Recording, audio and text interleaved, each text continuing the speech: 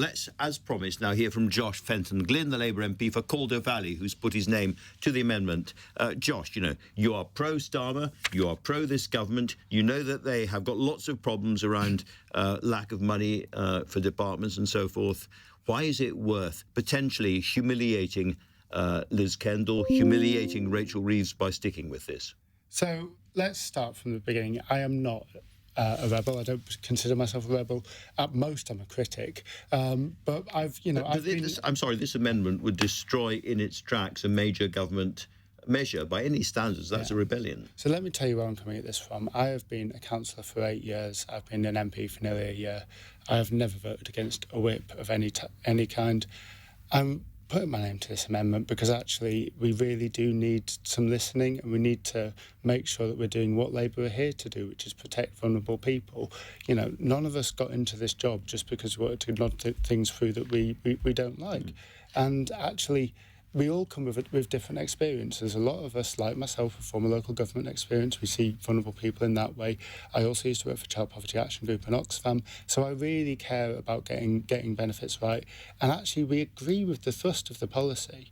We agree with the idea that we should be getting people off benefits. We should be supporting them into work. We should end the repeated work capability assessments. We just need to improve the detail, and if we could have a meaningful conversation about improving the detail, then I think we can get there. But at the moment, it feels like I've done everything I can to make sure that we didn't get to this point, and we've been left with little option. And it's very, very late in the day for the whips. I'm sure there is a big whipping operation. I'm sure cabinet ministers are calling people all the time at the moment. But this should have happened months ago, shouldn't it? I mean, people like yourself, I've talked to lots of other MPs who wanted to go and talk to the government, persuade them to change their minds, and simply weren't listened to. I wrote to the Chief Whip. I wrote to the Prime Minister. I've met with the Work and Pensions team.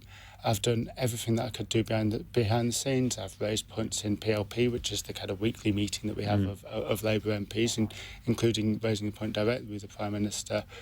And we've done what we can to be reasonable, to do it behind closed doors, to do it the proper way. And I think they just need to do a bit more listening.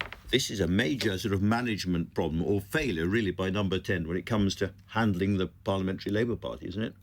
The people management could have certainly been better. Too much bullying, too many finger waving. Now, but when they come to you and say, Josh, this is now a question of confidence in the Prime Minister, does that change your mind? Well, if we had a confidence vote in the Prime Minister, then you would get all 410 Labour MPs supporting confidence in the Prime Minister. This is not about confidence in the Prime Minister. This is about this policy. So, if I was Keir Starmer sitting here looking at you instead in a rather beady and forbidding way, what would you say to me? Would you say, for goodness sake, give me these amendments, make these changes, and then there'll be no trouble? Would you say, withdraw the bill, think about it over the summer? What would you be saying to me? I mean, whatever we need to do to make sure that we are clear that we're going to co-produce the new PIP requirements with disabled people's organisations, because at the moment you're asking us to vote for a bill where we haven't got an impact assessment, where, as things stand in terms of the way that the PIP works, and sorry for getting a bit technical, if we got rid of the 4 points, that means that someone who can't pull up their trousers would not be entitled to disability benefits because they wouldn't reach 4 points. If they couldn't pull up their trousers and couldn't use the toilet unsupervised, because both of those are 3-point issues, they wouldn't hit the 4 points. Now, we've been told that they're looking at those descriptors, they're looking at those changes, so they need to tell us the process at which they're going to work with disabled people's organisations to co-produce those changes.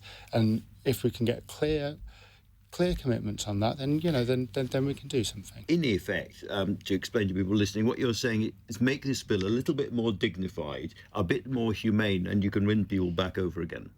In disabled rights, there's long been the saying that nothing about us without us is for us, and actually, the disabled people's organisations have been cut out of this conversation entirely.